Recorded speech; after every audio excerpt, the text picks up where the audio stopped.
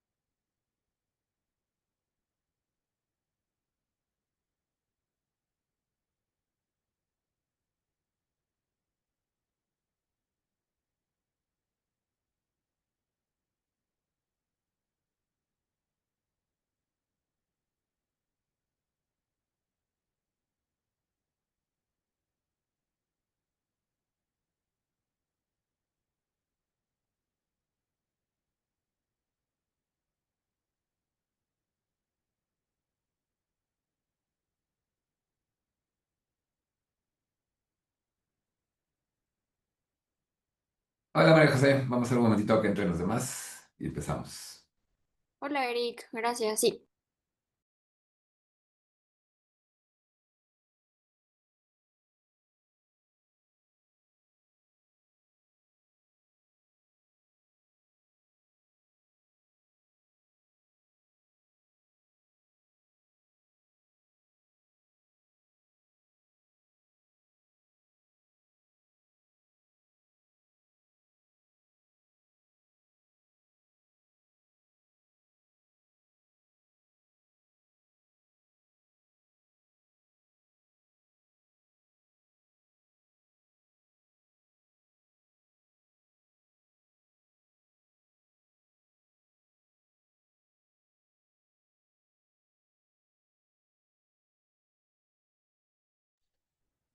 Hola, Juan. Hola, Andrea. Vamos a hacer un momentito más a que se unen los demás. Gracias, Eric. Buenas noches. Buenas noches.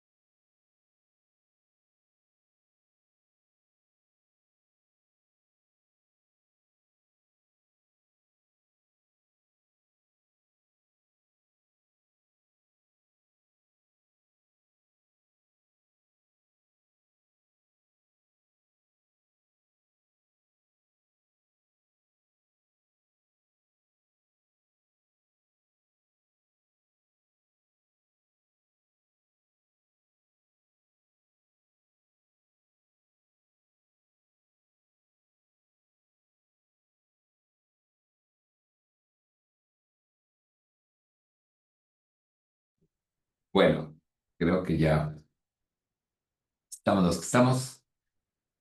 Pues se está grabando la sesión. Eh, ¿Cómo están? Espero que bien. ¿Sí les llegó el material que les hice llegar con Juan? Sí, prof, gracias. Perfecto.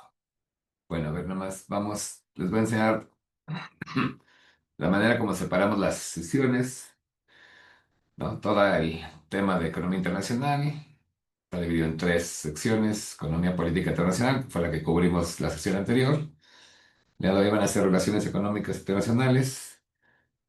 En particular, vamos a ver actores, factores y efectos de las relaciones económicas internacionales. Y los subtemas serían como comercio, inversión extranjera directa, inversión extranjera directa relacionada con el nearshoring, políticas monetarias y consecuencias de los indicadores macroeconómicos en economías nacionales. Mañana vamos a ver la parte de globalización. Em, entonces, déjame checar dónde está.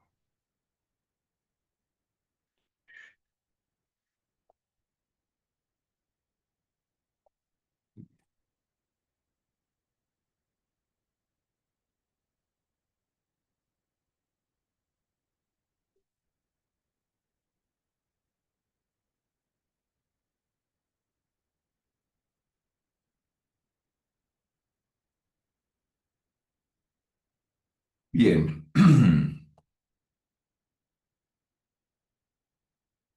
Entonces, la idea es analizar cuáles son los principales actores, factores, efectos de las relaciones económicas internacionales, como la reconfiguración de cadenas de valor y la política industrial y los cambios en la política monetaria global van a transformar el comercio, la inversión y la integración económica. Entonces, primero, vamos a acercarnos cuáles son los actores y los efectos. Entonces, tenemos tres grandes actores: los estados, ¿no? Los que van a definir sus políticas comerciales, industriales y monetarias, ¿no? Los estados tienen la prerrogativa de elegir, tomar decisiones en estas áreas, aun y cuando a veces no estén acertadas, como es el caso con Trump. Otros sectores fundamentales son las empresas transnacionales, ¿no? Van a determinar la localización de la producción, los flujos de inversión extranjera directa, también, digamos, las cadenas de valor y cadenas de producción. Justo aquí un paréntesis. La diferencia de inversión extranjera directa e indirecta. La inversión indirecta son flujos de capitales que así como llegan, se pueden, ¿no? Pueden salirse inmediatamente. Entonces, eh, digamos, los flujos que llegan a la bolsa directamente es un ejemplo de estos, ¿no? Extranjeros pueden invertir en la bolsa de un país, pero así como, ¿no? Y sobre todo, pues todos los países que tienen economías abiertas que permiten o que no ponen muchas restricciones a ese tipo de inversión, saben que así como pueden llegar esos recursos fácilmente, también pueden salir fácilmente. En cambio, la inversión extranjera directa es aquella que es más permanente o estable, ¿no? Es literalmente empresas invierten en, eh, digamos, plantas de producción, cadenas de producción, entonces no es imposible que salga, pero es mucho más difícil, ¿no? Una vez que una empresa decide hacer una inversión extranjera directa, pues tiene un horizonte de largo plazo. Un ejemplo de un abandono de inversión extranjera directa lo hizo ya hace como ahorita no recuerdo si fue un poquito antes de la pandemia o después, pero Kellogg's acabó abandonando Venezuela, ¿no? Y asumió la pérdida de su infraestructura, ¿no? Dejó sus fábricas, pero ya no se mantuvo activamente en ese lugar, ¿no? Pero es mucho más estable y entonces por eso la analizamos mucho más. También están los organismos internacionales como la Organización Mundial de Comercio, el Fondo Monetario Internacional, el Banco Mundial, bancos centrales o foros regionales, el ASEAN, la Unión Europea, el TEMEC, ¿no? Y los bloques regionales. Entre ellos, pues se integran normas, se resuelven disputas y facilitan, o el objetivo es facilitar la movilidad de bienes y capitales, ¿no? Entonces, uno de los aspectos, que me imagino que ya lo han de haber visto en otros sus clases, es cómo en muchas ocasiones, sobre todo cuando estamos analizando marcos legales o regulatorios, pues no hay una autoridad supranacional que tenga la prerrogativa y la capacidad de, ¿no?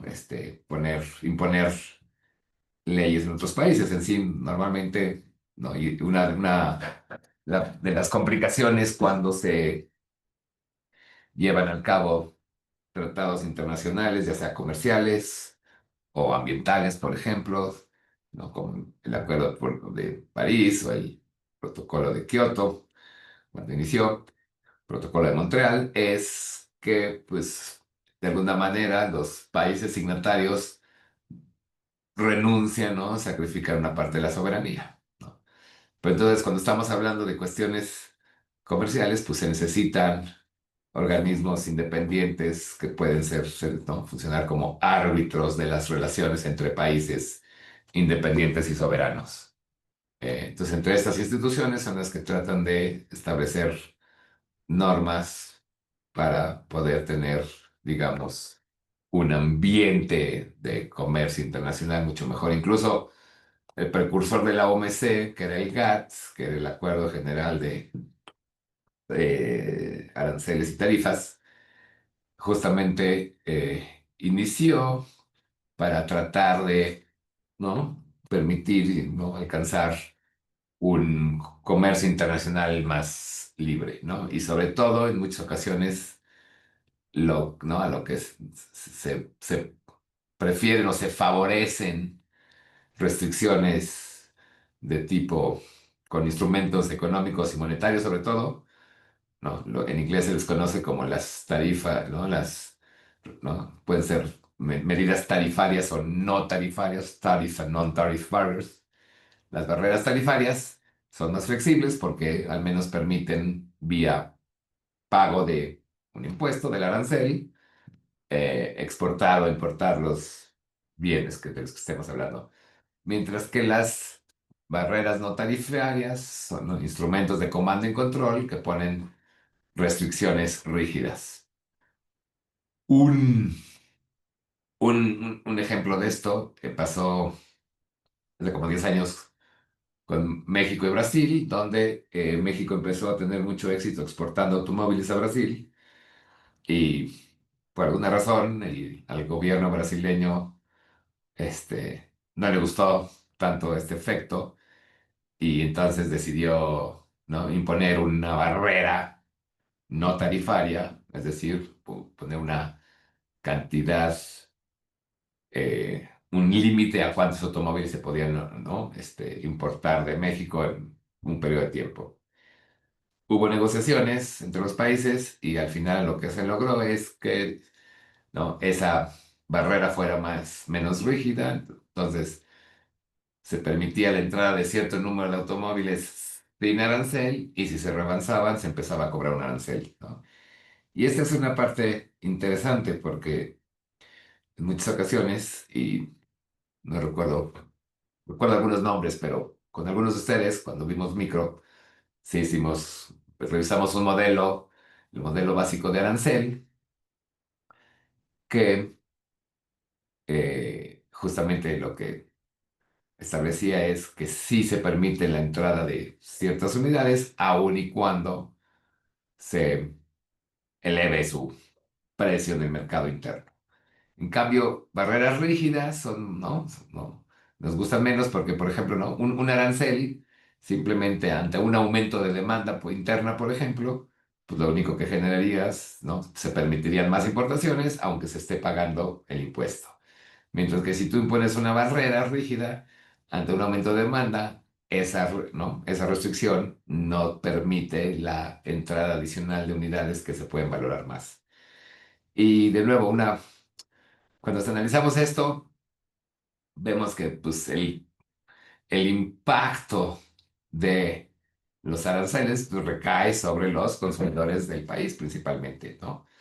Sí hay una parte, ¿no? Que los exportadores también son afectados porque van a vender menos, pero quien paga el arancel, ¿no? Y de alguna manera quien no ves, ¿no? A quien no puede satisfacer lo que su demanda desea son los países internos. Entonces, ¿no? Por ello tenemos este tipo de organismos que tratan de incentivar y muchas veces lo que se, ¿no? El objetivo principal o, digamos, la base en la cual se toman decisiones principalmente es la eficiencia. ¿Cuáles son los factores? Bueno, pues los factores son tecnología y costos logísticos, ¿no? Entonces la fragmentación productiva, cómo se van armando las cadenas de valor y la de suministro de insumos y bienes, pues tiene que ver con eh, ventajas comparativas en la parte de tecnología y los costos logísticos. Justo una parte, vamos a ver, ¿no? De aquí se determina, ¿no? El concepto de nearshoring, que lo vamos a ver un poquito más adelante. Pero lo que también es cierto es, en muchas ocasiones, bueno, este objetivo, esta búsqueda de eficiencia, en algunas ocasiones, pues no toma en cuenta otros factores relevantes, como pueden ser riesgos geopolíticos, ¿no? Tensiones comerciales, sanciones o controles a exportaciones. Incluso, ¿no? Por ejemplo, antes de, antes de, que- del primer, la primera administración de Trump, a veces había una polémica en México sobre si, ¿no? Deberíamos de ser autosuficientes en la producción de gasolina, ¿no? En esas épocas empezamos a importar mucha gasolina de Estados Unidos. Y pues, una respuesta simple como economista era lo eficiente es adquirir la gasolina de la manera más barata, ¿no? Entonces, si esta es importada, no hay una problemática grande. Con Trump, porque en ese momento no se nos ocurría que podría haber ¿no? Un presidente norteamericano que a lo mejor se le ocurriera ponerte restricciones o límites a la venta de gasolina. O igual otro, ¿no? Otro ejemplo de estos riesgos geopolíticos lo podemos ver con el conflicto, bueno, la guerra Rusia-Ucrania, que, pues, no, una de las maneras como ha respondido Rusia es amenazando, recortando la venta de gas natural que Europa necesita, sobre todo en invierno, para poder generar la energía necesaria para aumentar la temperatura de las casas. Entonces, pues también estos riesgos geopolíticos van a tener un impacto dentro de lo que es las relaciones comerciales internacionales. Otro factor importante, ¿no? Van a ser lo que es la política monetaria global. Las tasas de interés de la Fed o del Banco Central Europeo, ¿no? O de otros países, pues afectan el flujo de capitales y los tipos de cambio. Aquí, si me permiten, voy a hacer una pequeña pausa, nada más para recordarles esa parte, ¿no? Justo una de las consecuencias de la globalización y la apertura comercial y de los mercados, ¿no? Que se experimentó a partir de finales del siglo pasado y actual es, pues que entonces un inversionista puede acceder a los mercados de dinero de distintos países. ¿Cuál es el principal atractor, ¿no? ¿Por qué un inversionista puede decidir llevar sus recursos a un país a otro país? Pues parte de ello es una mezcla de retorno y riesgo. Entonces, el diferencial de la tasa de interés es uno de los principales eh, determinantes de el flujo de capitales, ¿no? ¿Por qué? Porque pues entonces si tú puedes obtener una mayor tasa de interés en un lugar que en el otro, pues vas a ser traído. Eso sí, hay dos factores importantes. En realidad sería ¿no? El diferencial en la tasa de interés real.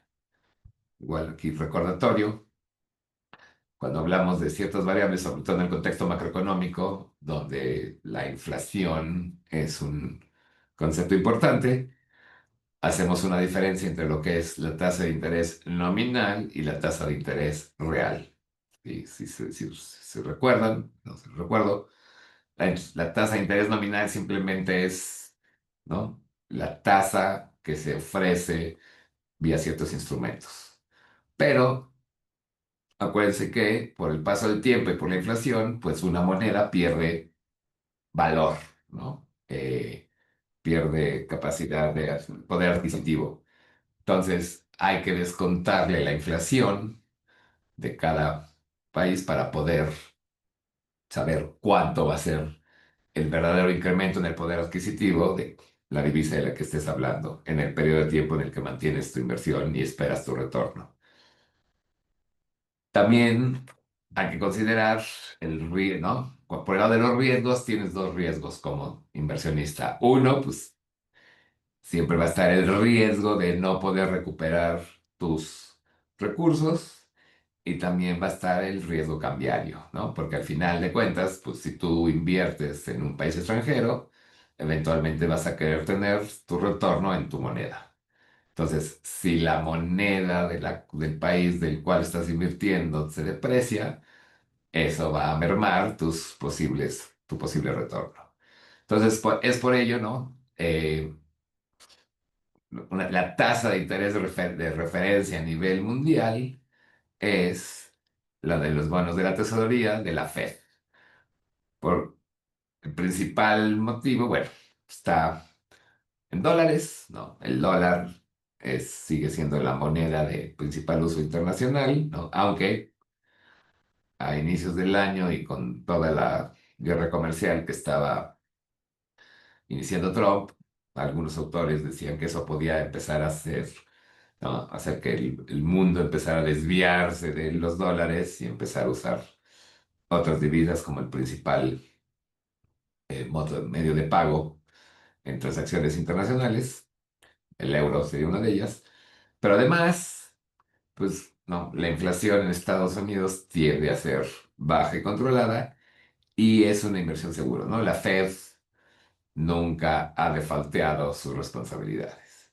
Entonces, pues digamos, la tasa de interés que determina la Fed es el referente mundial, ¿no? Ajustes en la tasa de interés de la Fed mueven flujos monetarios no solo dentro de Estados Unidos, sino también fuera de Estados Unidos. Si la Fed aumenta la tasa de interés, va a atraer nuevos capitales, que algunos de ellos salen de otros mercados, ¿no? Cuando la Fed disminuye su tasa de interés, tiene el efecto contrario. ¿Sí? Perfecto. Entonces, digamos, los principales jugadores en esta parte es Fed, Banco Central Europeo, también Japón, ¿no? Tiene una economía que su tasa de interés puede tener un impacto en los actores internacionales. ¿Cuáles son entonces los efectos de las relaciones económicas internacionales? Pues de alguna manera es la asignación industrial, ¿no? ¿Quién va a producir qué y dónde? Que se acuerdan, esta es como una de las definiciones así, más básicas de la economía, ¿no? La ciencia que estudia los procesos de producción, es decir, cómo las sociedades deciden qué se produce, quién produce y dónde se produce. Eh, entonces, justamente, ¿no? Los distintos actores con los factores van a tener como efecto esa asignación industrial, cómo se va eh, distribuyendo y cómo se van armando esas cadenas productivas. Ahora, ¿no? Cuando la economía internacional, conforme mayor integración tienes, también trae consigo transmisiones de choques. Entonces, por ejemplo, aunque se sigue insistiendo que la inflación es un proceso monetario por lo cual la mayoría de los países que tienen bancos centrales independientes son los que encargados de la política monetaria, que su principal objetivo es el combate a la inflación. eh, esta asignación industrial y esa interdependencia de los países en su cadena productiva también te puede generar que haya cierta inflación importada. Entonces, ¿no? En un país que recibe ya sea insumos productivos o bienes y servicios finales, pues la inflación que se genera en los países en los cuales eres socio comercial, pues va a tener un impacto en la inflación de tu país, ¿no? También precios energéticos y volatilidad financiera.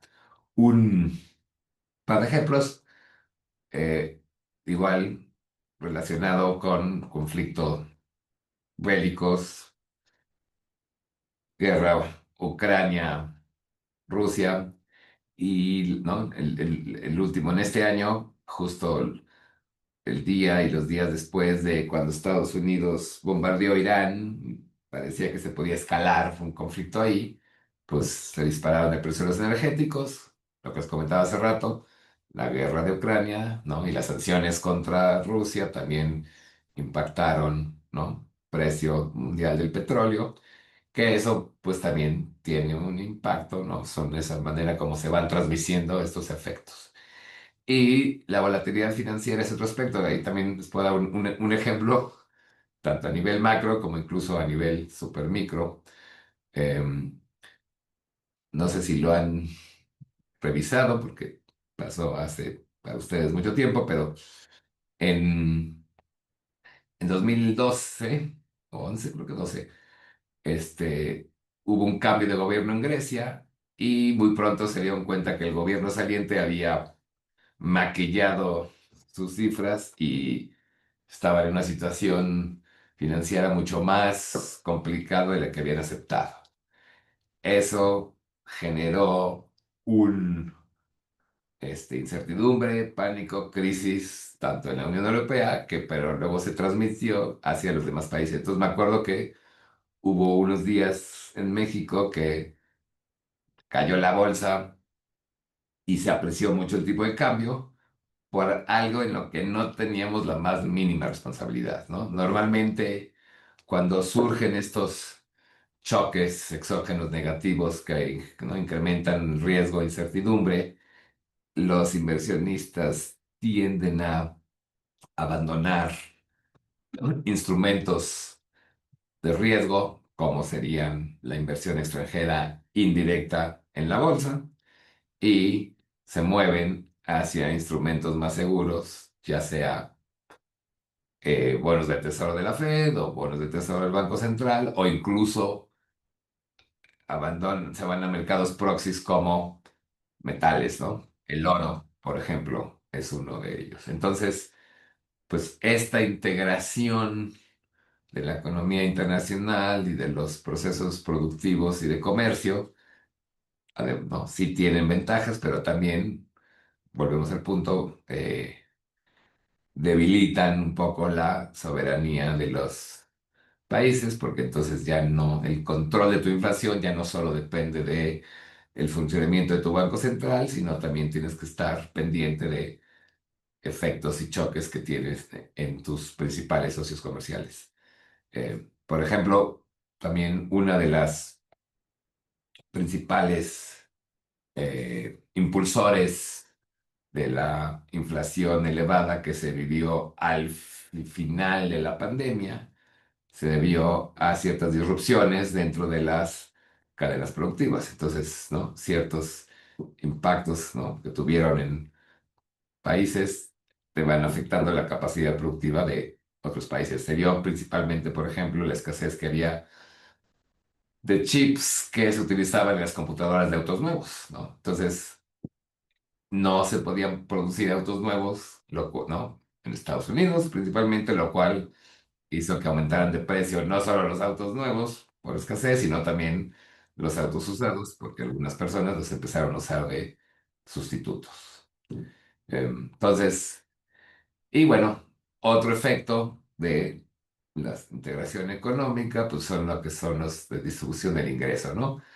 Hay efectos diferenciados entre sectores y países. Dentro de un plano de comercio internacional más abierto y libre, digamos, en el agregado sí podemos, ¿no?, mostrar que hay una mejoras en eficiencias y también una ganancias comerciales que se pueden repartir entre los países, ¿no? Pero sí va a haber, ¿no?, un impacto muy diferenciado entre distintos, ¿no? Primero entre distintos países y además entre distintos sectores dentro de los países, ¿no? Entonces, digamos, esta ganancia en eficiencia y esta mejora de la situación no necesariamente se distribuye de manera homogénea.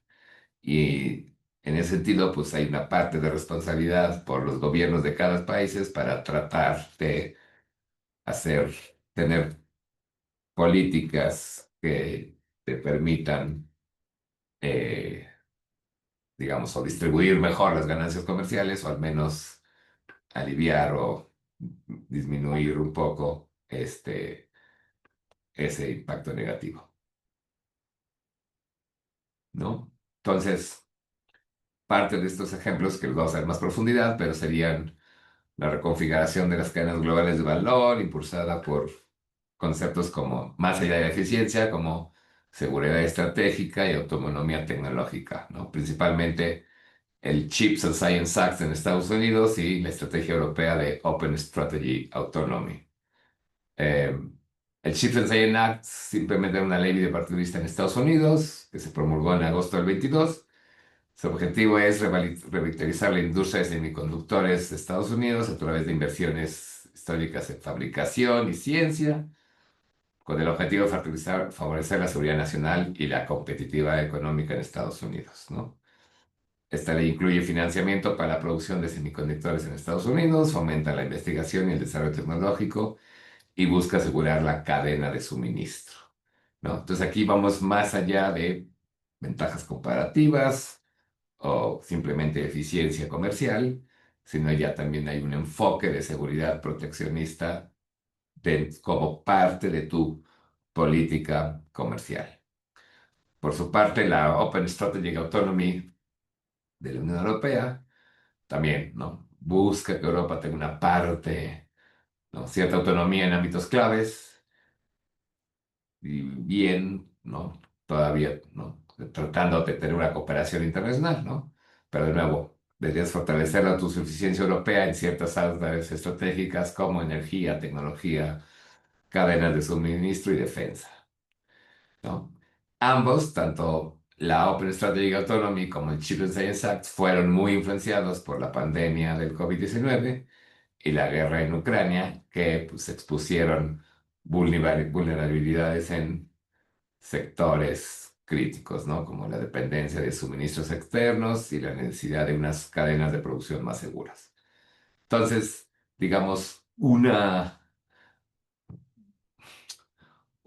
proceso interesante que se ha dado a partir de la pandemia, sí ha sido como incluir dentro del enfoque de comercio internacional no solo esta idea asentada de ventajas comparativas y mayor eficiencia, sino también ya tener otros criterios que van más allá de la eficiencia, ¿no? Cierto nivel de autonomía y seguridad. Obviamente esto es más fácil, imponerlo en el papel que en la realidad, ¿no? Las economías están muy integradas y no es tan sencillo garantizar cierta autonomía, pero al menos, digamos, en términos de los esfuerzos tanto de normas, reglas y leyes, como de inversiones dirigidas por parte del gobierno o apoyos del gobierno, sí se van orientando de esta manera. Denme un momentito, por favor, nomás tengo que checar una cosa.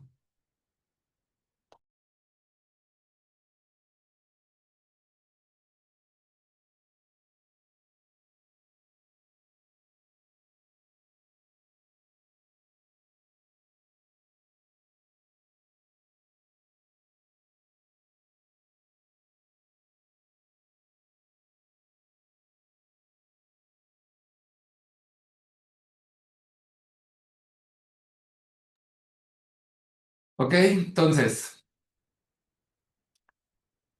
¿cuáles son, digamos, ¿no? El análisis del comercio internacional en el presente, ¿no? ¿Cuáles son las teorías, los instrumentos y las tendencias? Entonces, tenemos ciertos fundamentos teóricos, ¿no? A lo largo de la historia económica, pues ha habido distintas formas de analizarlo, interpretarlo, ¿no? Ya lo he mencionado, las teorías clásicas se enfocaban principalmente en la eficiencia y en las ventajas comparativas, ¿no? Mientras que hay teorías contemporáneas que mezclan eh, ¿no? distintos conceptos teóricos y modelos combinados que también incorporan la innovación, la política industrial y la geopolítica. Los modelos clásicos han de haber escuchado a algunos de estos autores, ¿no? Adam Smith, David Ricardo. Pues Adam Smith en La riqueza de las naciones proponía la ventaja absoluta, ¿no? Basada en la especialización según la productividad, cuáles eran los sectores en los que ciertos países tenían una mayor capacidad productiva, ¿no? Y eso te puede llevar ¿no? a una ventaja por mayor eficiencia. David Ricardo, sus principios de economía política y tributación, fue el que digamos, acuñó el concepto de ventaja comparativa que, ¿no? lleva a la especialización y al intercambio voluntario. Y aquí la idea, justamente, ¿no?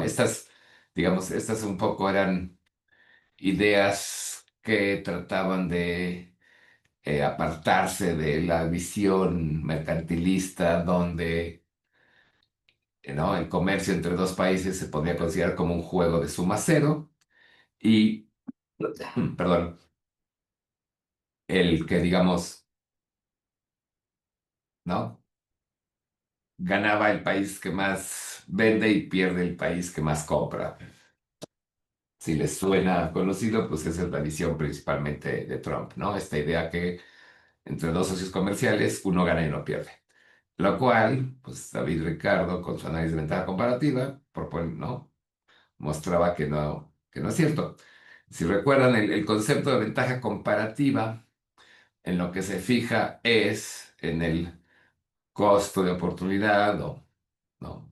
más contrariamente pueden decir el costo marginal de distintos bienes o finales pueden ser o insumos. Entonces la idea un poco es que los países se especialicen en la producción de aquellos bienes en los cuales tienen ventaja comparativa, ¿no?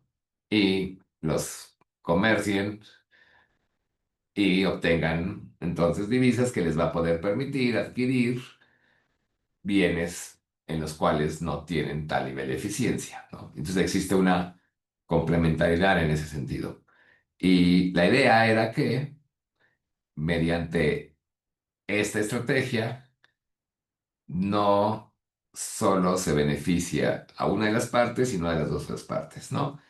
La especialización guiada por ventajas comparativas a lo que lleva es a una reducción del costo promedio de las unidades que se producen y al comercial o al intercambiar estas unidades se comparten estas eficiencias generadas por la especialización. Y entonces, justo es por eso que es posible, ¿no? que dos países se beneficien, porque el comercio lo que te va a hacer es poder alcanzar un nivel de consumo de unidades de bienes que los agentes no podrían acceder vía la autarquía o la autosuficiencia. Entonces, aun y cuando, no, digamos, el que un país le compre más a otro país no implica que está perdiendo. Al revés, incluso podemos considerar que, ¿no? El tener la capacidad de adquirir todas las unidades de un bien que se requieren, que se desea, ¿no? Y de una manera más barata de la que lo podrías obtener si tú lo produjeras internamente, pues es una muestra de eficiencia y de beneficio económico, ¿no? Y un poco, digamos, aquí la parte, un poco la parte de la miopía que se dirige es que, digamos, el, un análisis simplemente de déficit comercial, en lo único que se está fijando es en el valor de la producción vendida y comprada. Pero, ¿qué estás dejando afuera?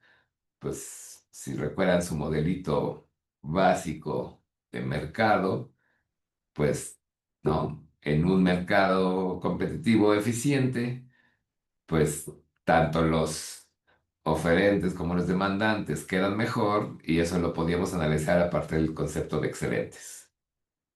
Entonces, déjame hacer este paréntesis. Entonces, había dos, digamos, aspectos importantes. Por un lado,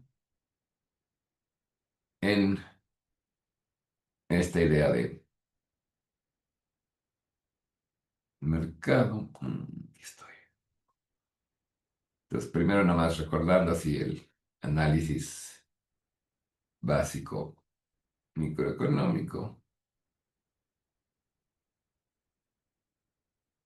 No, no, digamos, contablemente o comercialmente, pues lo que uno puede observar cuando tienes un mercado en equilibrio, pues es cuántas unidades se vendieron y a qué precio, ¿no? Y en ese sentido, pues sí, el gasto de los consumidores o el ingreso de los productores, que sería toda esta área, solo te va a reflejar una parte. Entonces, digamos, esto te puede representar el valor comercial de los bienes y servicios que se importan, ¿no? Entonces, es lo que, ¿no? Lo que un país gastó en importaciones. Pero lo que está dejando fuera ese análisis es que no tomarías en cuenta que estas unidades, además de generar un beneficio o una utilidad, ¿no? Por este valor, pues también generaron una excedente de consumidor, ¿no? Y entonces, esta es la parte que no se estaría tomando en consideración al momento de analizar un, ¿no? Con una visión mercantilista de ganadores y perdedores entre, ¿no? Países con déficit comercial o con superávit comercial. Entonces, de alguna forma, si, aunque tú tengas un déficit comercial, es posible decir que estás mejor de lo que estarías sin la capacidad de tener esa interacción comercial con un socio, porque pues estarías resignado a perder esa parte. Igual, aquí les voy a aprovechar este pausa gráfica para ponerles en el modelito de arancel pasa un poco, digamos, ¿no? Puede presentarse una miopía similar. Tienes, ¿no? Tu economía cerrada a este precio. Este es el número de unidades que se intercambian. Cuando imponemos un arancel, ¿no? Si se abre la economía y entonces ahora expones tu mercado a la posibilidad de importar unidades al precio internacional, que por ventajas comparativas, aquellas cosas que importas van a tener un precio, un costo menor a las que a las que tú produces, pues si tenemos una ganancia en excedente de consumidor, ¿no? Entonces, digamos, el bienestar social original cuando tienes tu economía cerrada sería todo este triángulo, productores y oferentes y demandantes se apoderan de una parte de la eficiencia, ¿no?, que genera este mercado internamente. Cuando se abre la economía, sí va a haber un ajuste ahora, ¿no? El excedente de los individuos, ahora vean, ahora son el nuevo excedente de los consumidores, dado que este es el precio que pagan por el bien y es el número de unidades que adquieren y esta es la valoración, aumentaría en toda esta parte. Entonces, se fijan, hay una, digamos, reasignación. Parte del excedente que tenían los oferentes nacionales sí se traslada a los consumidores nacionales y este triangulito, ¿no? Esta área aquí sería un nuevo excedente consumidor. Esta parte es por nuevo consumo, aumenta el consumo y esta parte es por ganancia en eficiencia. Cuando se impone, ¿no? Entonces, lo que sí es cierto es que, bueno, y es, bueno, aquí volvemos a la parte de hay, ¿no?, sectores ganadores y perdedores o agentes ganadores y perdedores. Sí es real que cuando se hace una apertura comercial, pues al interior de un país, pues los productores nacionales pueden salir damnificados, pero en el agregado lo que obtienen los consumidores es más.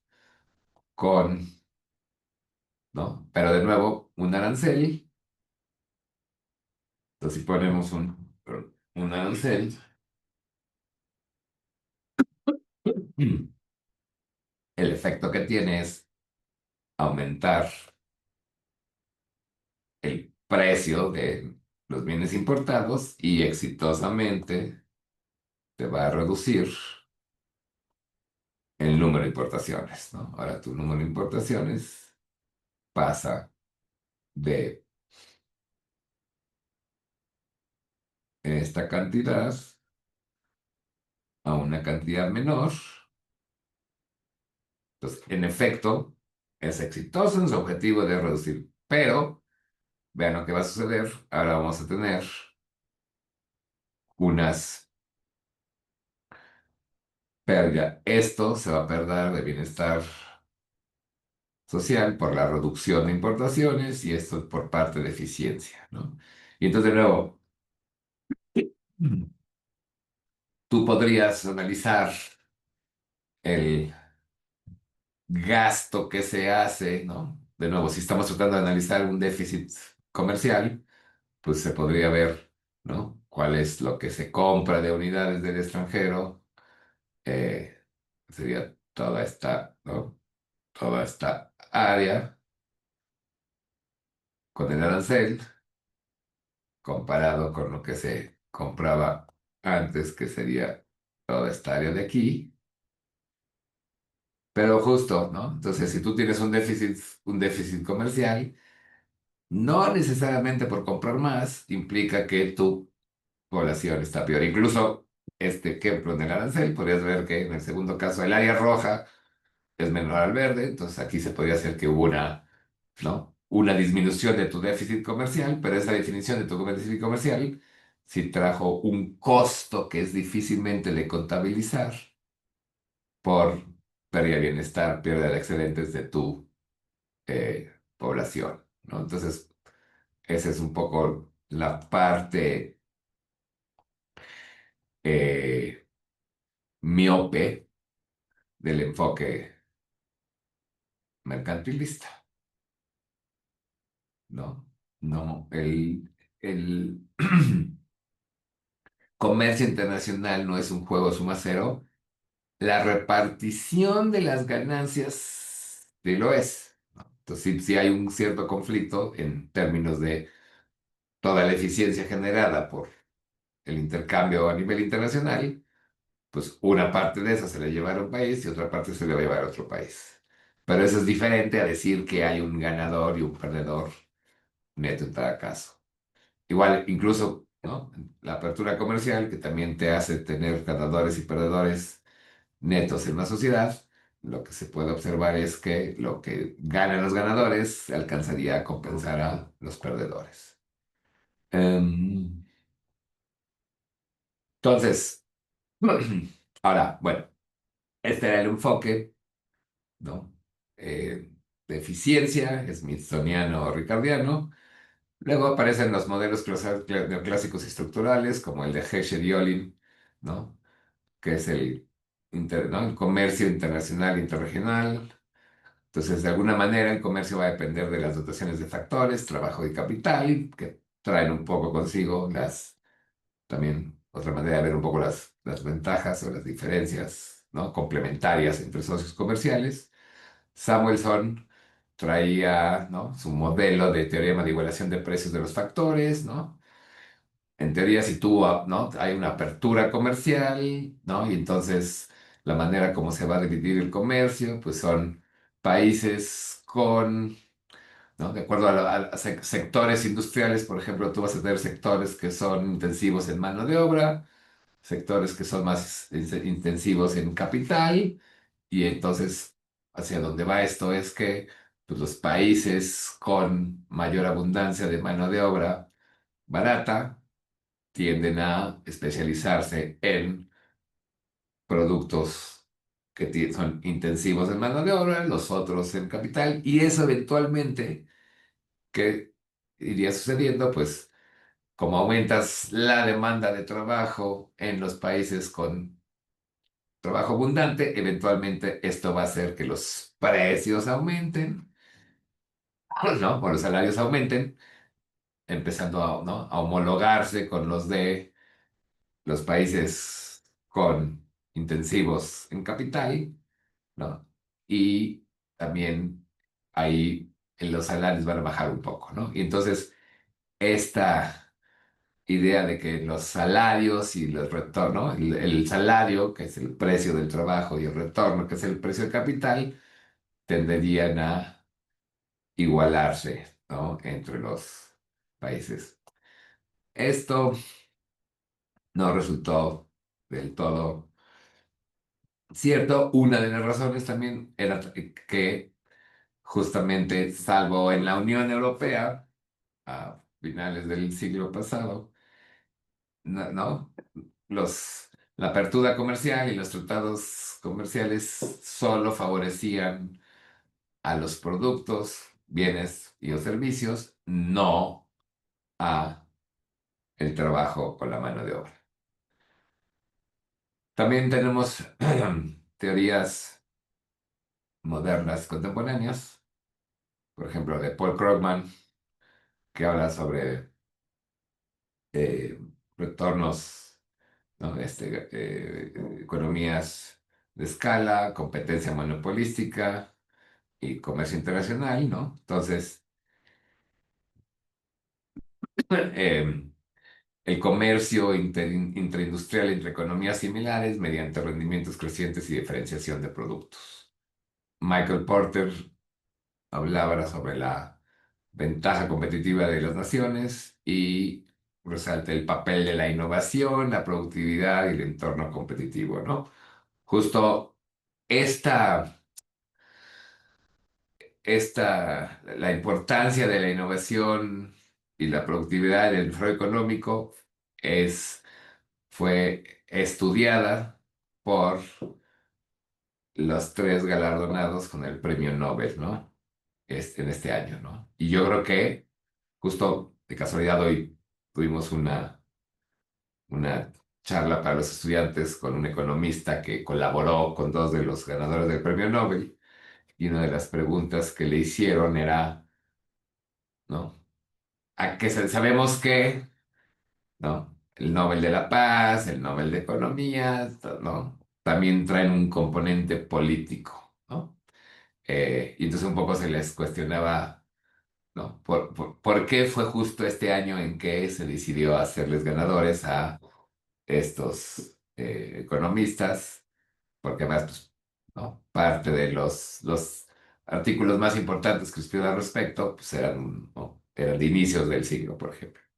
Entonces, ¿no? Una de las cosas que comentaba el autor, que probablemente sí había aquí un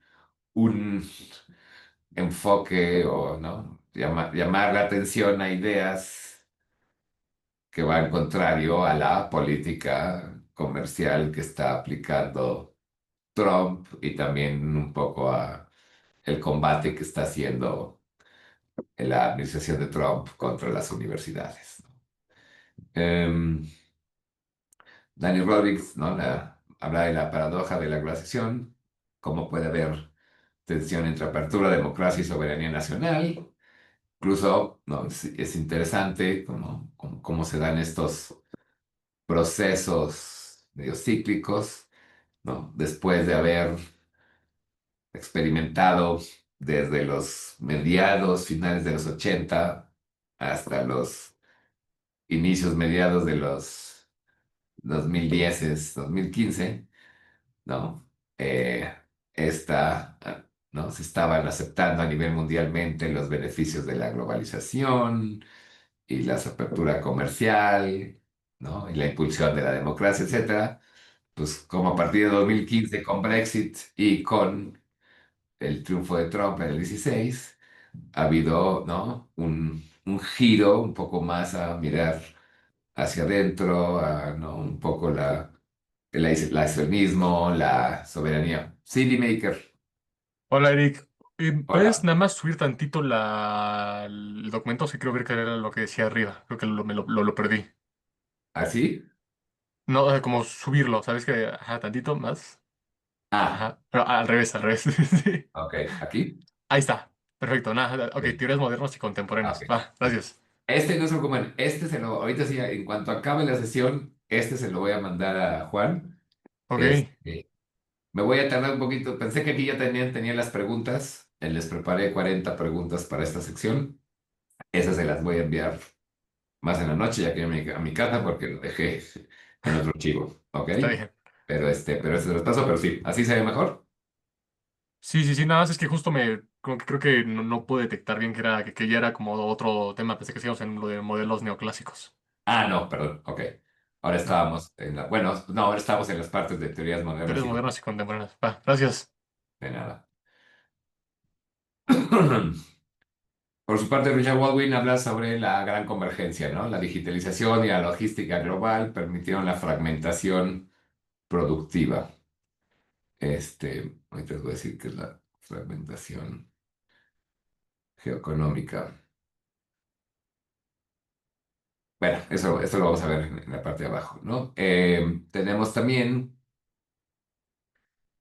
¿no? La dimensión histórica política del desarrollo industrial y justo tenemos, por ejemplo, las teorías clásicas se complementan con nuevos enfoques como son comercio estratégico y seguridad nacional, lo que estábamos platicando, economía verde y sustentabilidad, comercio digital y servicios basados en conocimiento, ¿no? Entonces, digamos, todo esto, ¿no? Lo que estamos viendo un poco ahorita es, digamos, cuando se hablan de el, ¿no? La economía, el comercio internacional, pues no es letra muerta o no, digamos, no es algo resuelto, ¿no? Es algo vivo, son procesos que se van ajustando, ¿no? Siguen no solo, digamos, eh, distintas formas de enfocarlos y de pensamiento, también distintas, ¿no? Obedecen también o van respondiendo al cambio tecnológico que te va cambiando ¿no? las formas y las cadenas productivas y también a sentimientos políticos.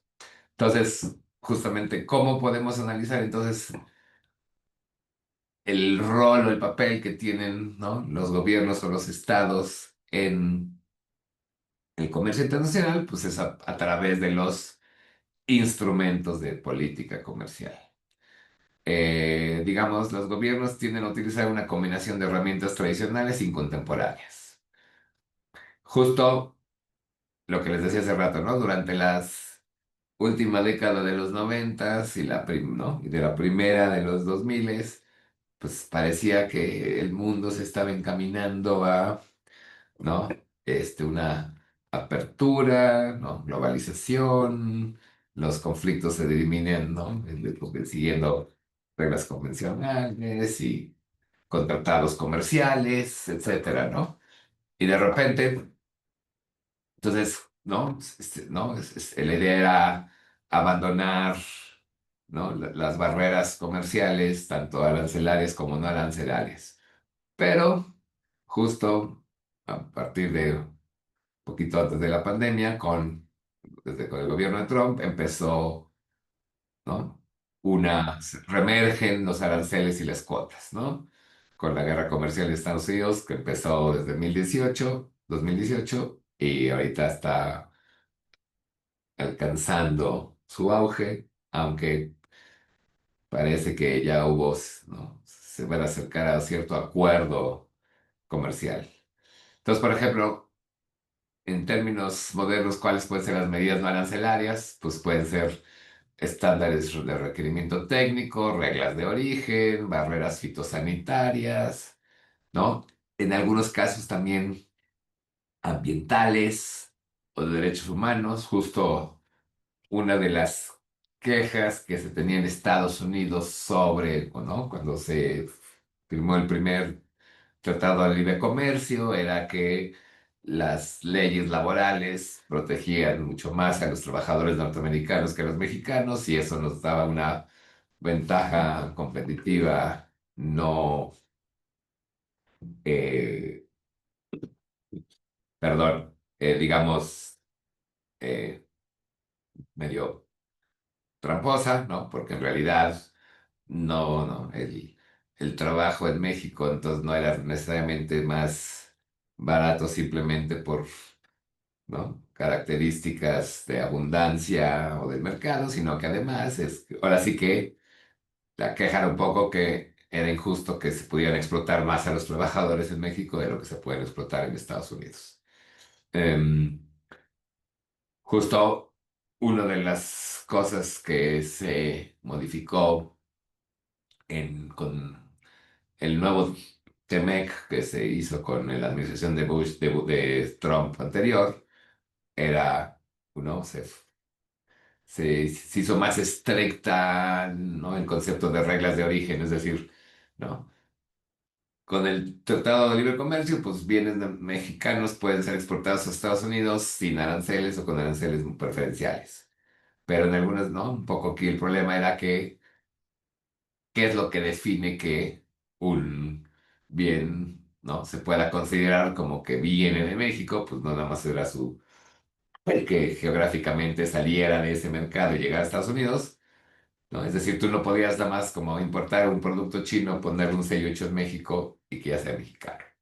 Entonces, como que eso se fortaleció. Barreras fitosanitarias, pues tienen que ver con riesgos de salud o por plagas, etcétera. Justo había al inicio de los 90, bueno, mediados de los 90, cuando ya se había firmado el TLC, hubo ahí digamos, un conflicto comercial con el atún, porque en Estados Unidos se acusaba que el atún, ¿no? La forma de pesca de atún en México atrapaba delfines, ¿no? Y entonces incluso hubo ¿no?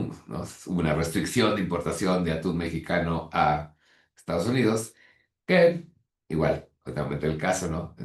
La parte de protección de los delfines era importante, pero digamos que años después, cuando ya se había resuelto ese problema, se seguía, ¿no? Teniendo esta barrera proteccionista artificial, ¿no? Entonces es relativamente sencillo abusar de consideraciones ambientales o de riesgo de salud para generar barreras que sí son, digamos, permitidas dentro de los acuerdos comerciales.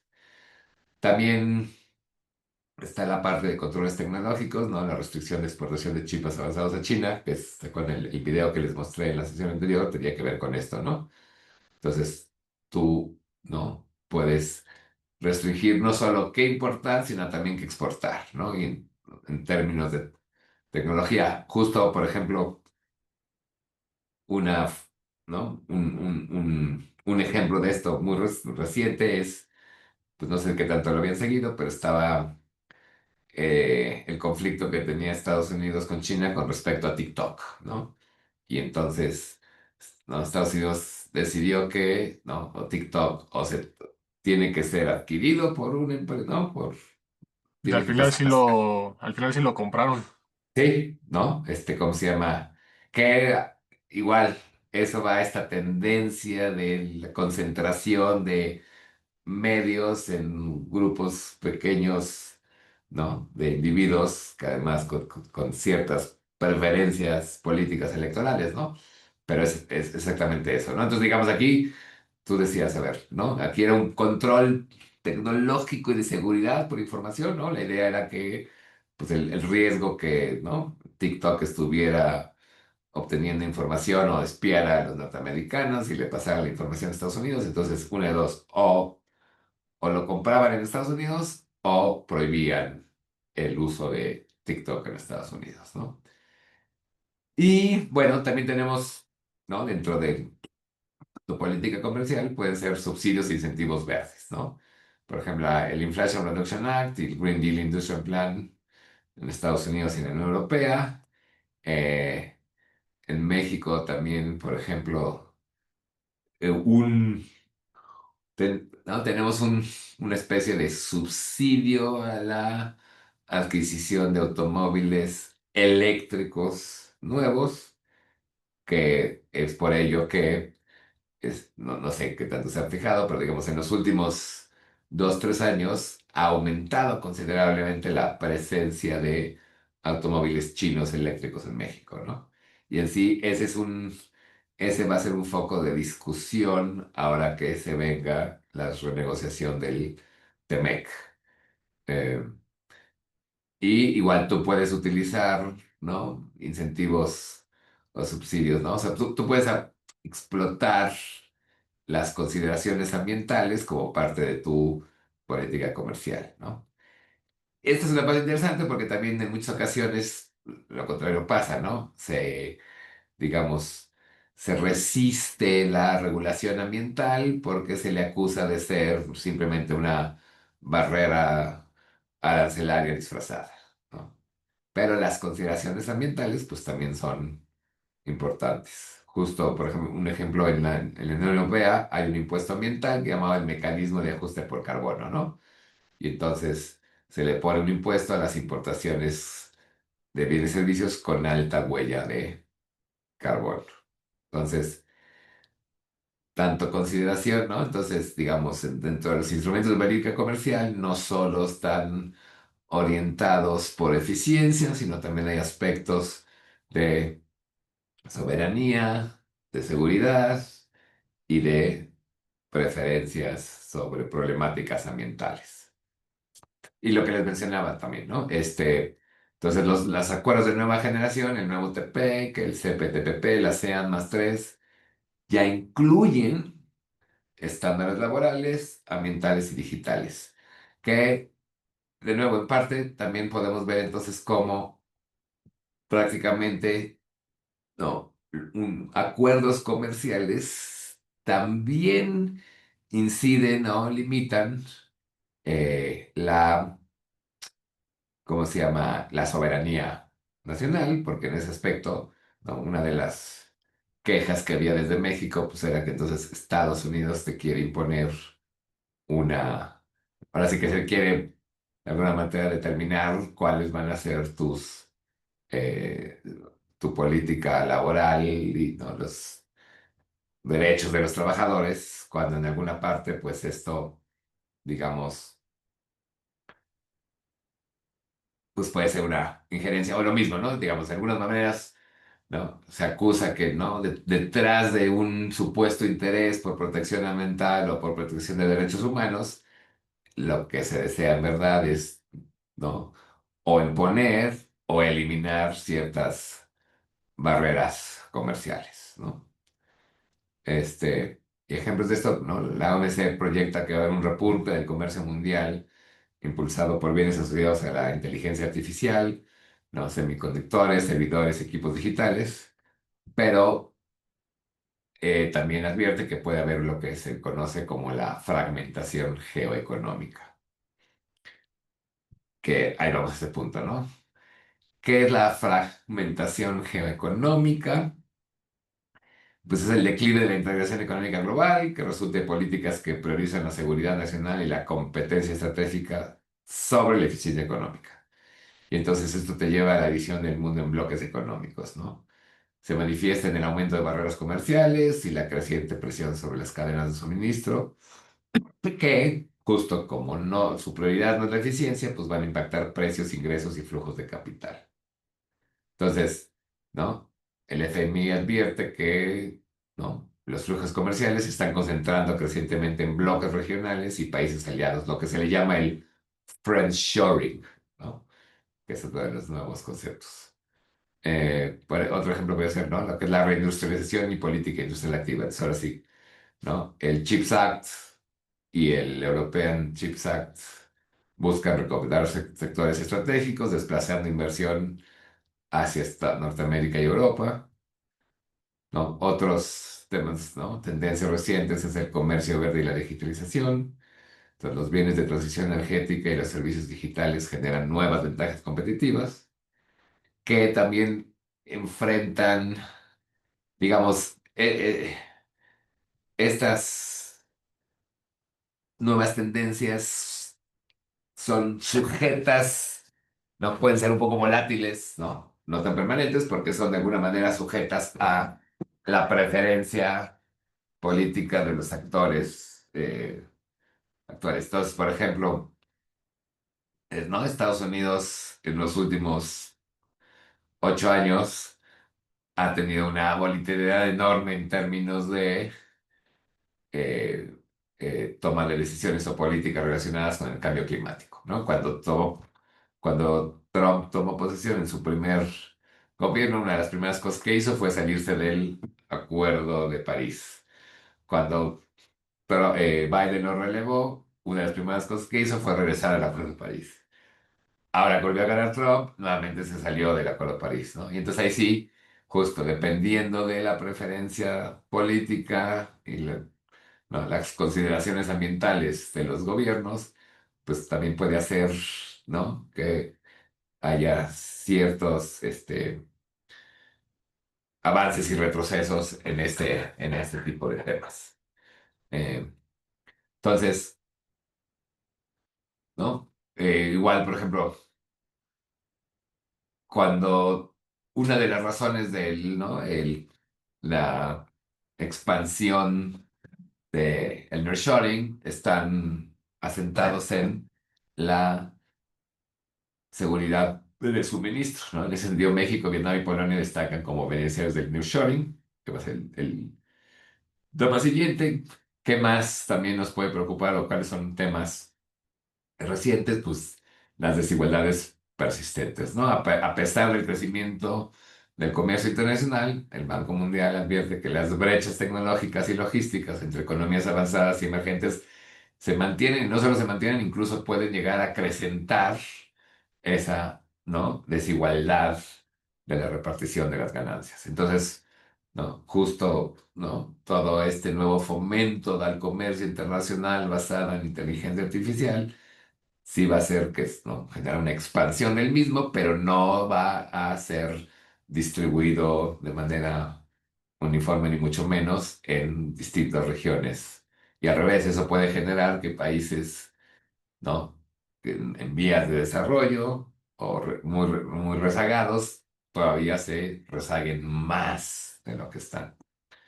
Entonces, por ejemplo, en México, pues el nearshoring combina eficiencia, con menores costos, seguridad, reducción del riesgo geopolítico, pero también requieres ¿no? inversiones en infraestructura logística, energía limpia y capital humano calificado.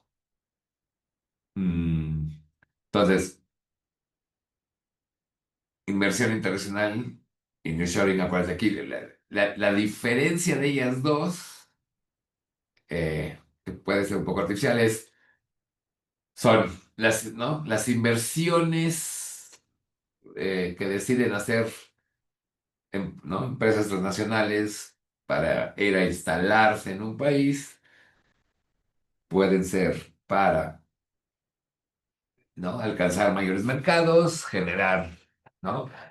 Eficiencia con menores costos, ¿no? Entonces, en muchas ocasiones, por ejemplo, ¿no? Las automotrices que vienen a México, su objetivo dual es, ¿no? Empezar a tener negocios en México, pero también aprovechan el tipo de tratado de libre comercio para ampliar su presencia en México, en Estados Unidos y en Canadá. Eh, el nearshoring son exclusivamente las inversiones que se hacen para tú, ¿no? Digamos, tener más presente las ventajas de tener eficiencia y seguridad, ¿no? Entonces, ahorita no vamos a meter. Entonces, justamente, ¿no? La inversión extranjera directa se mantiene débil del 2023 al 25, parte como consecuencia de la pandemia, ¿no? También por tensiones geopolíticas, el aumento en tarifas y tasas de interés elevadas. ¿No?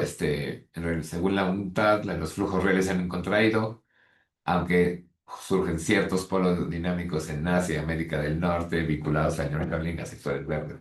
Pero justo hoy salió una nota, creo que en El Economista, donde decía que, ¿no? La inversión extranjera directa en México se ha reducido durante ya creo que 3 o 4 trimestres consecutivos. ¿Cuál, no? Este énfasis en nearshoring en México, pues es la idea de trasladar procesos de manufactura o servicios a países cercanos al mercado de consumo final, ¿no? Entonces, justamente, digamos, un poco la diferencia. La inversión extranjera directa, tu objetivo no solo es producir barato para luego vendérselo a alguien cercano, sino también para vendérselo al país donde estás realizando la inversión extranjera directa. Mientras que el nearshoring, el objetivo es más, ¿no? Trasladar tu producción a un lugar donde tienes la capacidad de hacerlo más barato para luego venderlo al país cercano, ¿no? Un ejemplo de esto sería eh, la construcción de la planta gigante de Tesla en Nuevo León, ¿no? O también podemos tener, por ejemplo, la producción de autos, la expansión de producción de autos de General Motors, la manufactura de componentes de BMW y de Accenture en el país, ¿no? Eh, en México, y por ejemplo, ¿no? Vino acompañado de política, de herramientas de política, con decreto de incentivos fiscales para promover inversión en sectores exportadores. Y justo durante el 2023-2024 hubo niveles históricos de inversión extranjera directa en México, ¿no? En sí fuimos de los 10 principales receptores globales. Esta tendencia se ha disminuido a partir de la toma de posesión de Trump durante este año por su guerra comercial poco contra el mundo, ¿no? Y también un poco lo que se mencionaba aquí arribita, ¿no? Lo que es la desigualdades persistentes, pues no todas las empresas se benefician no todos los sectores. Hay industrias líderes que son beneficiadas como la automotriz, la electrónica, los equipos eléctricos, de logística y componentes de inteligencia artificial. Pero no, hay otras que están más alejadas de esta influencia que también pueden ser incluso afectadas negativamente. También tenemos, ¿no? Las posibles políticas industriales comparadas, ¿no? De nuevo, pues tenemos el Chips and Science Act en Estados Unidos, subsidios en comentores, hay, ¿no? Investigación, desarrollo y capacitación, la Open Strategic Autonomy, el Green Deal Industrial Plan. En Asia Oriental, Japón y Corea refuerzan alianzas tecnológicas para asegurar insumos críticos, ¿no?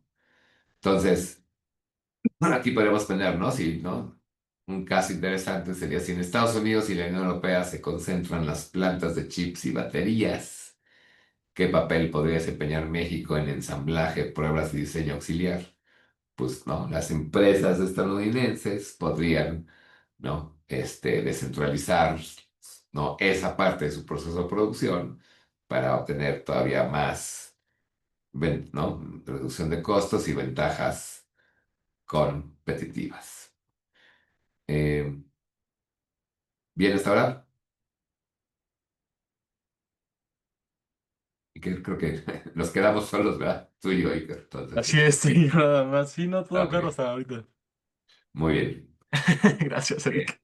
Qué bueno que si no me iba a quedar hablando solo. Sí, no, no, no, aquí tienes una audiencia Al de pie del uno, pero cañón. aquí estoy. Perfecto.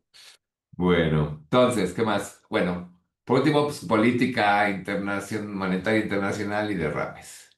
Entonces, se ha dado como un ciclo monetario desde el 22 como consecuencia de la pandemia. Entonces, si te acuerdas, ¿no? Después, ¿no?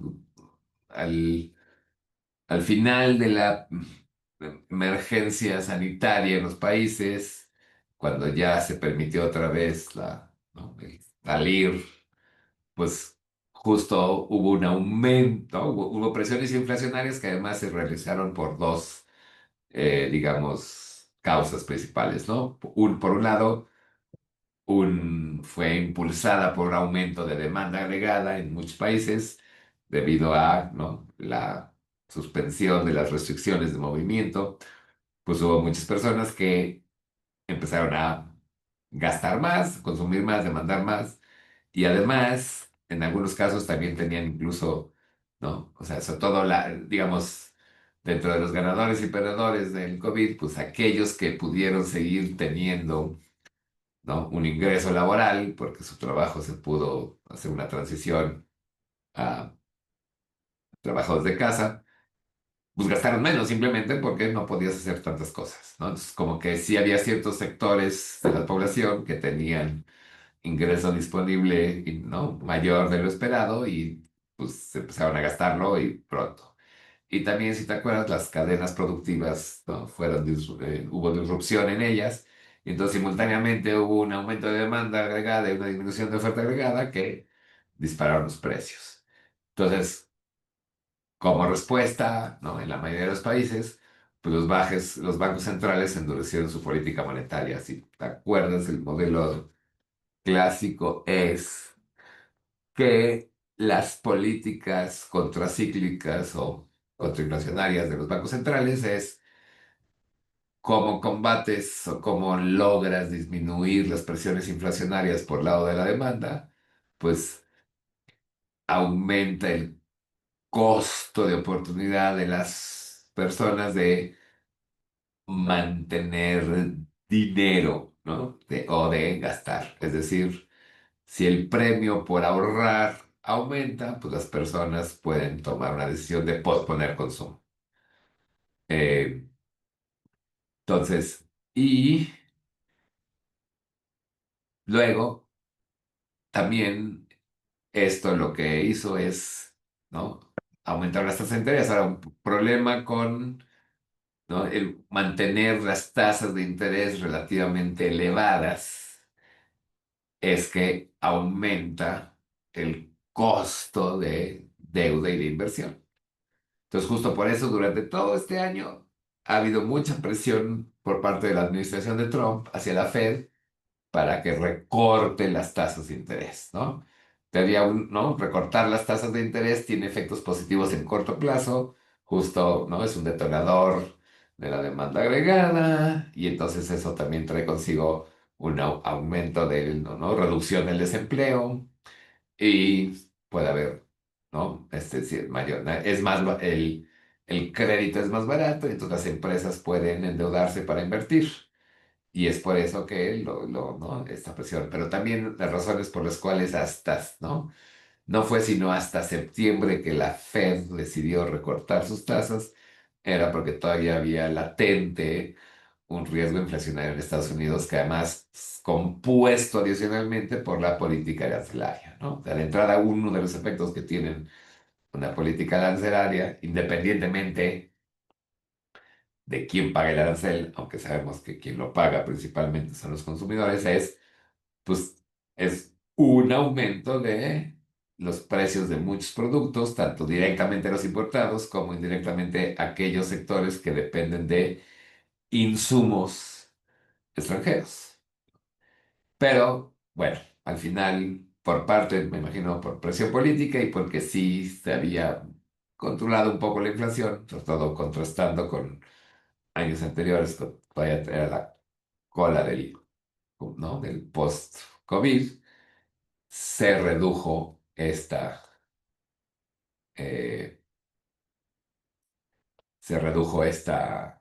estas tasas de interés, ¿no?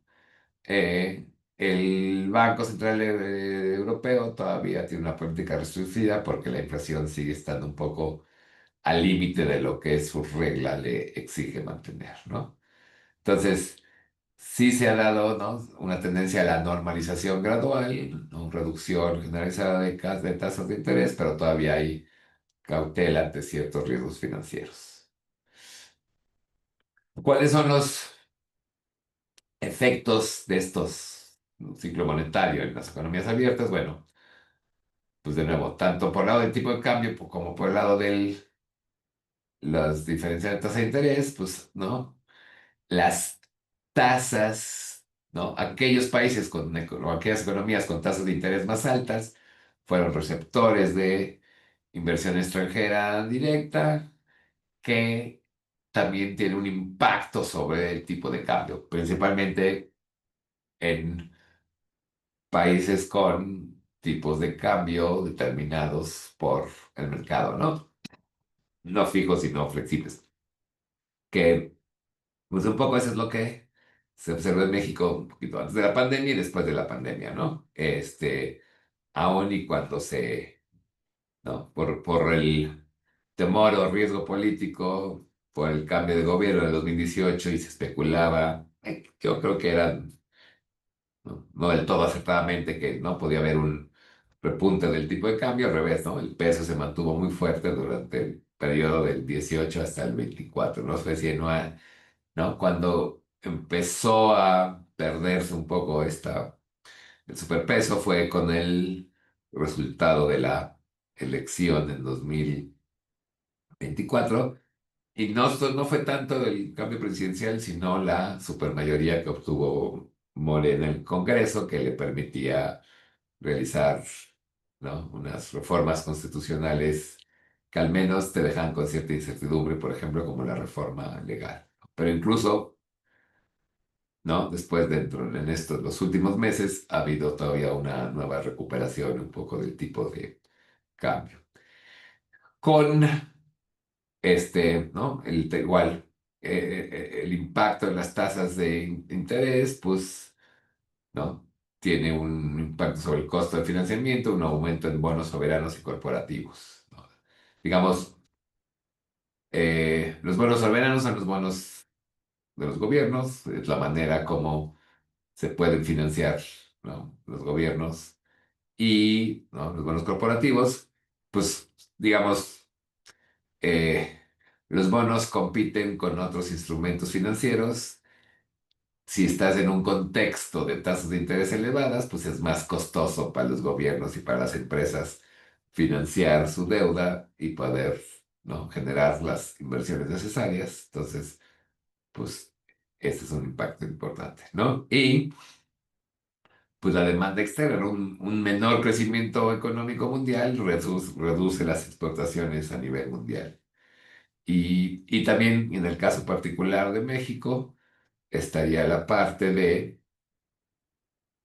en las remesas, por ejemplo, ¿no? Justo después de haber tenido niveles récords que además se iban, ¿no? rompiendo durante el 22, 23, más o menos. Sí, ya disminuyeron. Otra vez, ahora sí empiezan a disminuir, ¿no? Y en parte es por la Redux, ¿no? O sea, ahorita Estados Unidos ahorita es una está súper interesante porque por un lado, ya sabes, ciertos indicadores como la bolsa principalmente, ¿no? La capitalización, ¿no? Tanto Standard Poor's como el de las empresas del Nasdaq, ¿no? Están llegando a niveles récords. Tienes una presión en los mercados nacionales, ¿no? El desempleo está un poco estancado, eh, y pues ahorita todavía viene el impacto ¿no? El verdadero impacto que se van a sentir con los aranceles está por llegar, ¿no? Y eso también pues justo nos va a generar contagio, tanto por el lado de reducción en la demanda agregada de nuestras importaciones como en las remesas que vamos a estar recibiendo. ¿Cuáles son los indicadores macroinstitucionales? Por ejemplo, pues en el 2025 el crecimiento global mundial estaba calculado al 3,2%, ¿no? Pero justo no estaba repartido. Las economías avanzadas apenas están creciendo a un nivel de 1,5 aproximadamente, las emergentes un poco mayor al 4%, ¿no? Y lo que mencionaba hace ratito, sí había un repunte en el comercio por bienes vinculados a inteligencia artificial, ¿no? Pero pues hay mucha incertidumbre en el 2026, dependiendo de lo que va a pasar con los aranceles y las tarifas, ¿no? Aún así, incluso no sé si viste que hubo una gira hace poco ¿no? de Trump en Asia y regresó presumiendo que ¿no? había tenido mucho éxito, ¿no? Llegando a acuerdos comerciales beneficiosos para ellos, pero no, la parte interesante es que en muchos casos esos acuerdos nuevos comerciales en verdad establecen niveles no aranceles más elevados de los que había.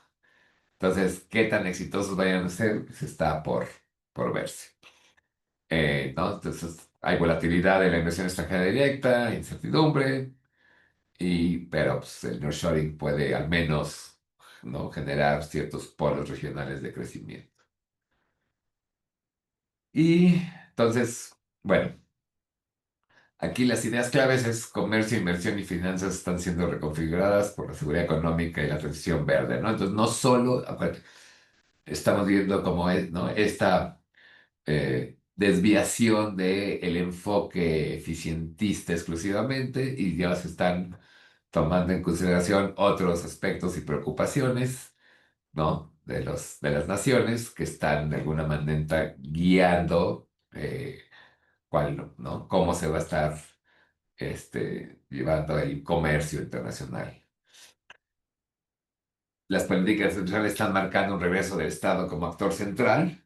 Justo una cosa interesante, no sé si la habían escuchado, es el gobierno de Estados Unidos está adquiriendo, está participando en empresas privadas, ¿no? Comprando 10% creo que fue de Nvidia y de otras demás, ¿no? Entonces, De Nvidia sí curiosamente, lo había escuchado, hasta le inyectaron dinero porque estaba en crisis. sí, ¿no? Exactamente, y en parte era porque por el CHIPS Act y por los aranceles, entonces los chinos estaban dejando de comprar, ¿cómo se llama?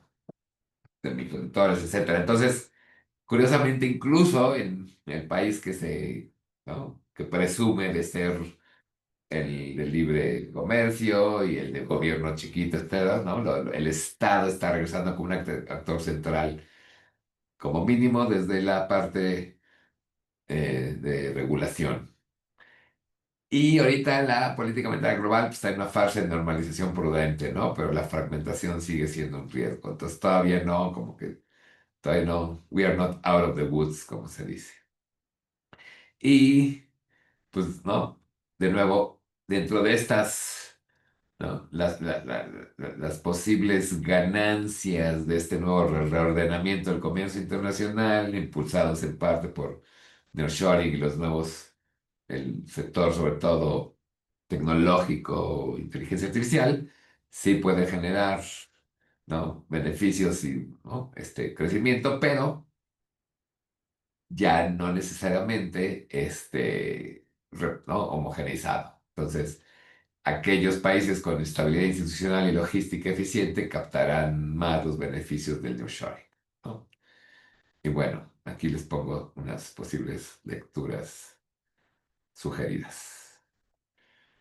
No sé si ahí tengas alguna duda o comentarios. Eh, pues no tengo ninguna duda, ¿No? Eric, pero muchas gracias. Me acordaba de la gráfica que vimos, la de... no me acuerdo cómo se llamaba, pero en el caso que pues son tú como los aranceles, ¿no? Y cuánto es tu Ah, ganancia sí. actual. Me acuerdo haberla visto, pero no me acuerdo cómo recrearla ni nada. A ver, si quieres la podemos hacer, mira. Entonces, Se la hice un poco rápida, pero bueno, aprovechamos. Entonces, vamos a hacerla desde cero. Entonces, Gracias. digamos, primero, ¿no? Entonces sería, ¿no? El modelito clásico de mercado, ¿no? Entonces, donde tendríamos en el eje de las Yes el precio y en el de las X a la cantidad, ¿no? Entonces, partimos de una economía cerrada, ¿no? Entonces, ¿no? Tienes, en cualquier industria, pues tendrías, ¿no? La demanda y la oferta. Y entonces, ¿no? Si tu economía es cerrada, pues sabemos que entonces ¿no? Tu industria va a estar en equilibrio, ¿no? Los productores, ¿no? Nacionales son los encargados de, entonces, esta sería tu oferta nacional y esta sería la demanda nacional.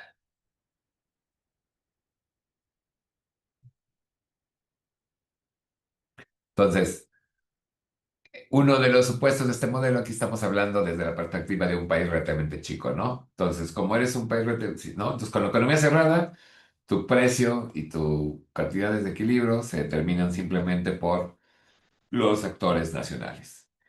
Cuando se abre la economía, entonces lo que sucede es, sobre todo en este modelo que estás asumiendo que es un país pequeño, el precio internacional que se establece por el comercio de esta industria en el mundo se convierte en el precio de equilibrio del país que abre su economía, ¿no? Entonces, este verde y justo es como si la oferta internacional es completamente elástica. De nuevo, esta es la parte del supuesto de país pequeño, porque digamos, la demanda del país que acaba de abrir su economía no es lo suficientemente grande como para que cambie el precio internacional, ¿no? Entonces, por ejemplo, este no sería el modelo más adecuado si quisiéramos analizar a China, ¿no? Justo durante la primera década de los 2000 se observó que hubo ¿no? mercados, sobre todo la carne en Latinoamérica, que tuvieron un aumento considerable de precio y la razón era por la presencia, ¿no? La apertura del mercado chino a esos productos. Pero, entonces,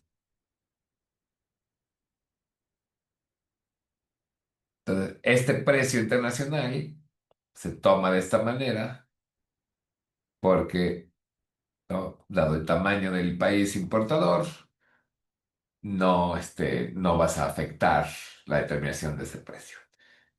Entonces, comparado con el equilibrio original que se daba a este precio y esta cantidad, ahora tenemos que ver, a ver, a este nuevo precio internacional, cómo se va a destruir la producción y cuál va a ser el intercambio. Entonces, lo que vamos a ver primero es saber cuántas unidades se desean comprar a este precio. Pues de acuerdo con la demanda nacional, esta sería la cantidad, ¿no? La cantidad demandada nacionalmente al precio internacional. Pero este precio que está más bajo el equilibrio, pues también va a tener un impacto sobre la oferta nacional porque a ese precio solo se van a querer ofrecer este número de unidades. Entonces, esta sería la cantidad ofrecida nacional con economía abierta. Entonces, por eso, aquí es como podemos entonces determinar el número de importaciones. ¿Cuál va a ser la diferencia? De nuevo, para que este mercado estuviera en equilibrio, pues tú requerirías que a este precio la cantidad que se desea demandar también se ofrezca. A nivel nacional esto no ocurre, pero entonces lo que vamos a encontrar es esa diferencia entre estas dos cantidades serían las importaciones. Entonces el número de importaciones sería igual a la diferencia entre la cantidad demandada nacional y la cantidad ofrecida nacional al precio internacional. ¿Qué hace un arancel? un arancel simplemente aumenta artificialmente ese precio internacional. Entonces ahora al precio rojo le vamos a llamar el PINT, que entonces es precio internacional por unidad más lo que cobrarías de arancel por unidad. Y justo entonces hay un reajuste entre las cantidades demandadas y ofrecidas. Ahora esta va a ser la cantidad demandada con arancel, que es menor porque pues, es el efecto, ¿no? Por pura ley de demanda. Y esta va a ser la cantidad La ofrecida demanda, sí. a ese precio internacional. Ok. Es mayor porque justamente pues, el precio artificialmente lo aumentaste y entonces el efecto que se observa es una reducción en las importaciones, ¿no? Y un aumento en el precio. De nuevo, y aquí puedes ver, ¿no? ¿Quién paga el arancel? Pues el arancel lo pagan los consumidores locales, ¿no? Aquí, ¿cuál sería el impuesto que genera el arancel? Pues si este es mi arancel, ¿no? La diferencia de estos dos,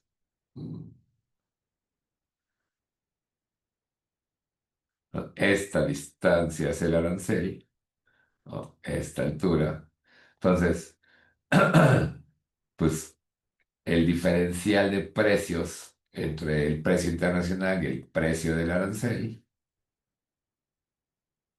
sería lo que se paga el arancel. Y quienes los pagan, pues son los consumidores locales, ¿no? Y lo pagan no solo en dinero, sino que además también en reducción de consumo.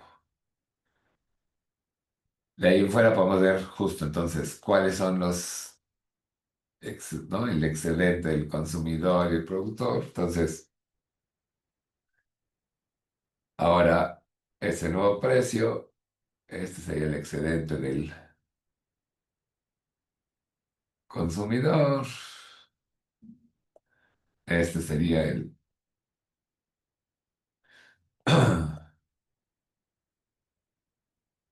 excedente productor que venden a este precio y esta cantidad. Y esta es la recaudación. Vamos a asumir que se sigue manteniendo en el país, ¿no? El gobierno, pues ahora, entonces te fijas, estos dos triangulitos blancos serían la pérdida de bienestar social y se deben a dos razones principalmente. Uno es la eliminación de importaciones. Entonces, bajar de esta cantidad a esta cantidad, ese es consumo que se pierde. Este consumo ni siquiera es recuperado con producción local. Simplemente son unidades que, dado que su precio es mayor, ya no se desean adquirir. Entonces, todo el excedente consumidor que generaban estas unidades que se pierden, perdón, es parte del bienestar social y a su vez también de estas de aquí, un poco polémico lo decir, pero aquí es el, la pérdida en eficiencia por sustitución de importaciones, pero un poco artificial. Entonces, ¿no? Este aumento en la cantidad ofrecida nacional, que solo se debe a que ahora por el arancel el precio es mayor, el problema es que en términos de eficiencia, digamos, aquí el precio verde es el que te reflejaría el costo de producción para los exportadores que lo producen. La oferta negra te diría el costo de producción local. Entonces, esta área es una pérdida de eficiencia productiva, ¿no? Porque eres menos eficiente, menos productivo. ¿No? La sustitución de importaciones no necesariamente tendría que ser o implicar una pérdida de bienestar social si fuera, digamos, eh, real en términos de que por una política industrial o desarrollo lograste mejorar tu productividad y disminuir tu costo y entonces ahora estás recuperando un mercado interno. Pero pues aquí es simplemente porque artificialmente ¿no? Ahora sí, haces más caros a tu competencia artificialmente. Entonces, estos dos triangulitos son eso, ¿no?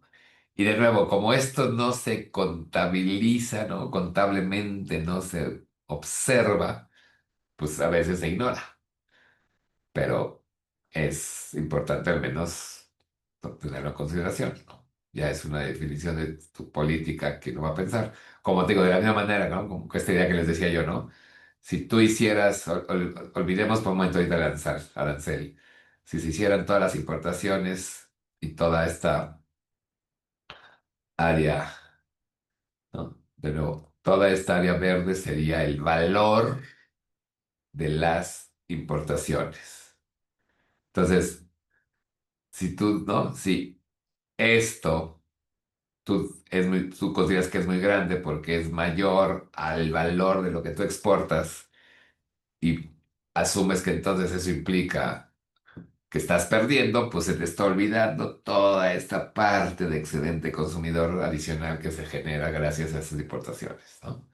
Entonces, justamente esa es una parte eh, inopinable. Pero bueno, así es como armabas esta grafiquita. Gracias, Eric. ¿Te quedó más claro? Ok, Sí, sí, mucho más claro. Gracias. perfecto. Deja nada más grabo esto. Ok. Bueno, entonces, en un ratito le voy a mandar a Juan para que les pase a ustedes estas notas y también estas tres, ¿cómo se llama? Diapositivas, ¿vale? Va, muchas gracias. Bueno, pues un gusto y nos vemos mañana, que dijimos a las 5, ¿verdad? O 5:30, C- ya no me acuerdo. Creo que mañana Creo que es a las 5. 5 o Pero, 6, la verdad no me acuerdo, pero ahí lo tengo anotado. ok, bueno, pues nos vemos mañana entonces. Claro que sí, Eric. Que te vaya Cuídate. muy bien. Hasta luego. Bonita noche. Gracias. Bye. Gracias. Chao.